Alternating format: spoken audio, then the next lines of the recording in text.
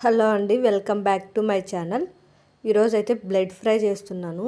Taste అయితే సూపర్గా ఉంటుంది. ఇది చాలా సింపుల్గా కూడా చేసుకోవచ్చు. ఇది అన్నం చపాతీలోకి అయితే చాలా అంటే చాలా బాగుంటుంది. దీనికోసం అయితే మేక బ్లడ్ తీసుకొనేసి ఒకసారి బాగా క్లీన్ చేసుకోవాలి. క్లీన్ చేసుకున్న తర్వాత బ్లడ్ని చిన్న చిన్న ముక్కలుగా కట్ చేసుకోవాలి. ముక్కలుగా కట్ చేసుకున్న తర్వాత బ్లడ్ను పక్కన పెట్టేసుకోవాలి. ఇంకొక పెనం తీసుకొని అందులోకి ఆయిల్ వేసుకోవాలి. ఆయిల్ వేడెక్కిన తర్వాత ఆవాలు వేసుకోవాలి. ఆవాలు చిటపట్లాడిన తర్వాత సన్నగా తరిగి పెట్టుకుని ఎర్రగడ్డలు వేసుకోవాలి. ఇక్కడ ఎర్రగడ్డలు ఎంత ఎక్కువ వేసుకుంటే అంత బాగుంటుంది టేస్ట్ కూడా. ఎర్రగడ్డలు 80% ఫ్రై అయిన తర్వాత కొద్దిగా కరివేపాకు, పచ్చిమిరపకాయలు వేసుకుని ఒకసారి ఫ్రై చేసుకోవాలి. అది ఫ్రై అయిన తర్వాత సన్నగా తరిగి పెట్టుకున్న బ్లడ్ వేసుకొని బాగా ఫ్రై చేసుకోవాలి. ఇందులోకి రుచికి తగినంత ఉప్పు వేసుకోవాలి. ఇక్కడైతే నేను బోటి కూర మసాలానే వేస్తున్నాను. ఇదైతే ఇక్కడ వీడియోలో క్లిప్స్ చూపిస్తున్నాను.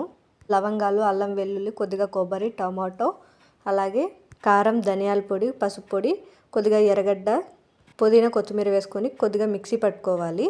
అయితే నేను బోటి కూరకు చేసుకున్నాను, అదే మసాలానే వేస్తున్నాను. ఇది వేసుకోవడం వల్ల టేస్ట్ చాలా బాగుంటుంది.